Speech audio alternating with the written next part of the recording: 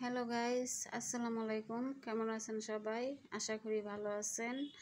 আজ আমি আপনাদেরকে মলা মাছের চচ্চড়ি করে দেখাবো। এর জন্য এখানে আমি মলা মাছ নিয়েছি।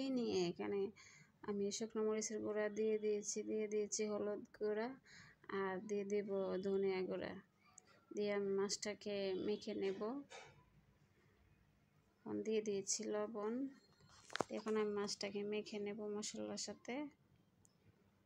তবে মাছটা মেখে নেওয়া হয়ে গেছে। এখন চুলায় একটা প্যান বসিয়ে দেব।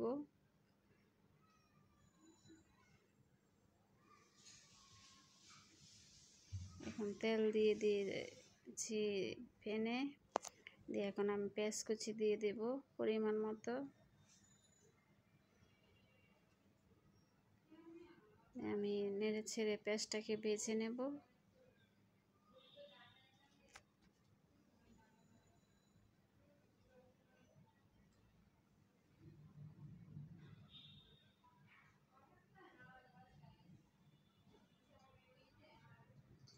আমি ঢাকনা দিয়ে ঢেকে দিয়েছি পেঁয়াজটা একটু নরম হওয়ার জন্য।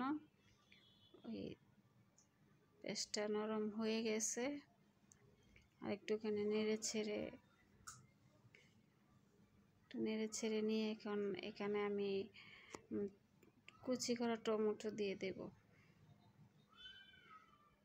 যেখানে ছোট সাইজের 2টা টমেটো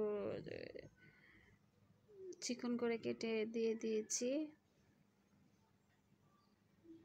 দিয়ে আমি নেড়ে ছেড়ে টমেটোটাকে তেতলে নেব।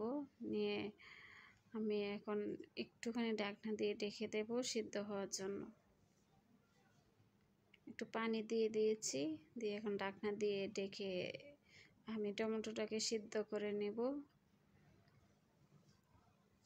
যে ঢাকনাটা উঠিয়ে নিচ্ছি।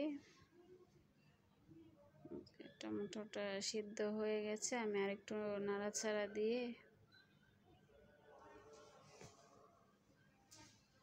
এখন আমি যে মেখে রাখা মাছটা এখানে দিয়ে দেব। দিয়ে আমি টমেটো আর পেঁয়াজটার সাথে মিশিয়ে নেব। নিয়ে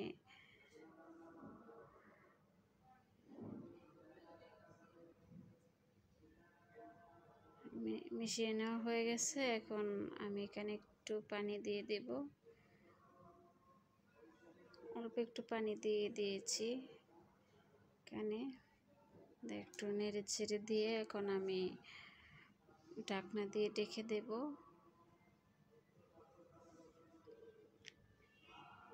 আমি এখন ঢাকনা দিয়ে ঢেকে একটুখানি রান্না করে নেব।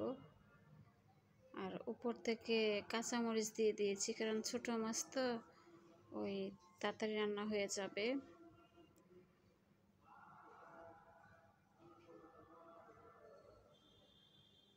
যে আমার রান্নাটা হয়ে গেছে, মাছটা চচ্চড়ি হয়ে গেছে। আমার মাছ রান্নাটা যদি আপনাদের ভালো লেগে থাকে তাহলে আমার চ্যানেলটা সাবস্ক্রাইব করে লাইক দিয়ে শেয়ার দিয়ে আমার পাশে থাকবেন প্লিজ। আপনারা যদি আমাকে সাপোর্ট করেন তাহলে আমি সামনের দিকে এগিয়ে যেতে পারবো ইনশাল্লাহ। ধন্যবাদ।